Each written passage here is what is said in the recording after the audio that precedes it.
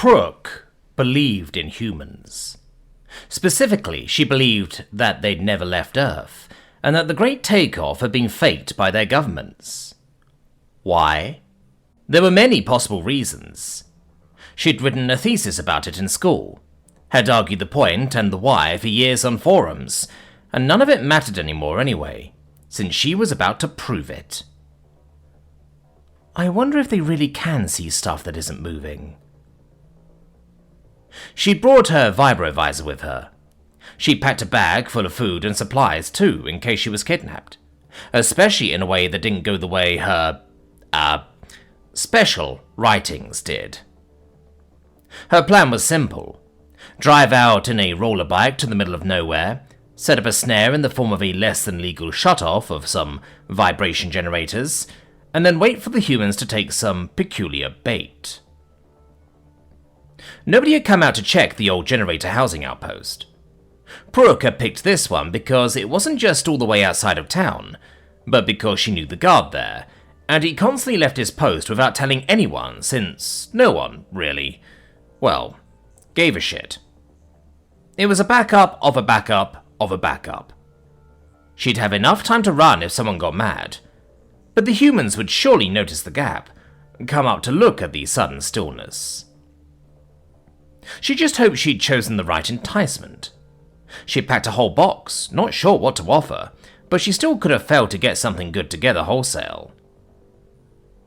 She waited in the darkness. "Do you think they'll ever figure out the mole man thing?" Tucker asked. He moved quietly, in the dark, towards an alien power station. They'd refurbished and reinforced a lot of buildings since they'd shown up. A lot of it was kind of nice to look at, if jarring with all the humming and clattering. If you got too close to their bigger settlements and tech pieces, your teeth chattered. "The what? Hell is a mole man?" Natalie asked. "Okay, so basically, back in the day, some of us used to think there were secret mole people living underground. It was a whole big conspiracy. Got put in movies and shit too." "What did people think they did? Eat babies?" No idea, honestly. Wait." Tucker held up a hand. "You hear that?" "I don't." "Huh. Is that..." The two humans approached a clearing.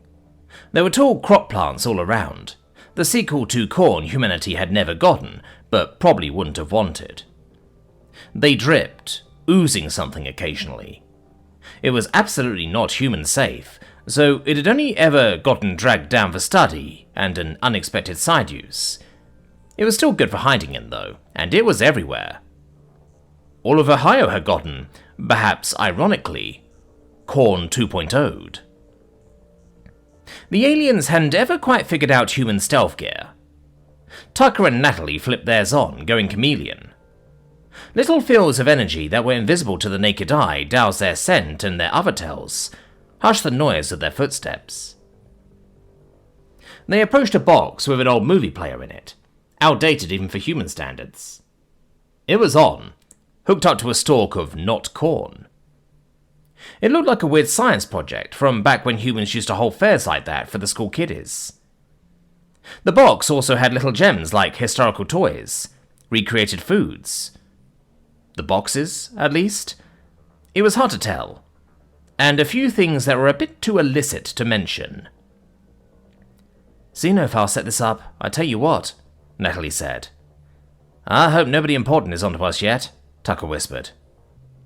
The alien crops had turned out to be really good for creating impromptu underground power lines. Maybe they'd started sending drones deep enough to figure out where the extra was going, but for real this time. It took a bit to figure out where the noise was coming from. The little science hack ran a second crop tether to a TV of the heavy variety, the sort that hadn't been used in centuries. It was playing one of a couple dozen movies that had been, presumably, burned onto shiny discs and tossed into the box with the rest of the junk. "Don't move. He can't see us if we don't move," a voice shouted from off screen. Natalie walked over to it and looked around. "Huh. Well, this is suspect. She reached down to turn it off. She stopped. Don't move, she said. Someone's watching. Tucker went still. There were bright eyes looking at him from the tall, swaying crop rows, waving in the night air as if to smugly emphasize the fact he'd been caught. Or had he? The eyes were staring past him. He didn't move again.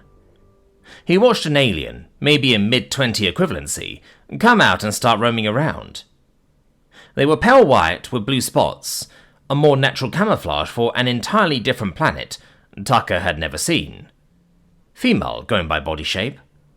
She had head frills that flared out like wriggling, angry spikes, hot pink and flashing some sort of colour pattern that'd be mesmerizing to a dumber animal. She had goggles on. Had she... The alien's frustration mounted, and it eventually stomped away on clawed feet. Tucker had forgotten how tall they were. When he was sure she was far enough away, he let himself speak. Think they took engineering classes in Alien University? Looks like it, Natalie breathed out, taking a bit longer to relax. I kinda wish we could talk to her, Tucker thought out loud. It's been a while. And let the space corpos come back when they realize their old penalified world survived the big boom? Would rather just keep harvesting alien space corn like a gremlin, thanks. Come on, let's take her shit and go. And they did. Brook had been sneaky. She stuffed a recorder eye into her visor, one of the new instant snap ones that could operate by the microsecond.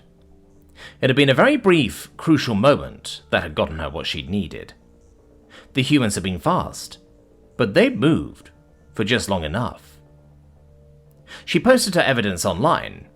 It went all the way back to her homeworld, and through the networks of all of the colonies her people had built on Earth so far.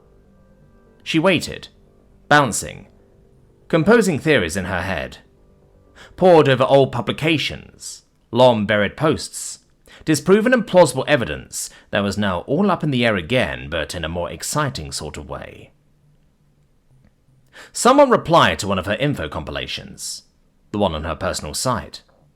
She made an excited screeching noise, leaned forward. Fanspreader 87. You used that old movie? It's shit. Dumbass human writers didn't know a reptile from a chicken. Brook sighed. I need to kidnap one next time, don't I? Maybe if I try... She just hoped the government didn't assassinate her or something now. She decided to keep her bolter close by, just in case. Humans were real.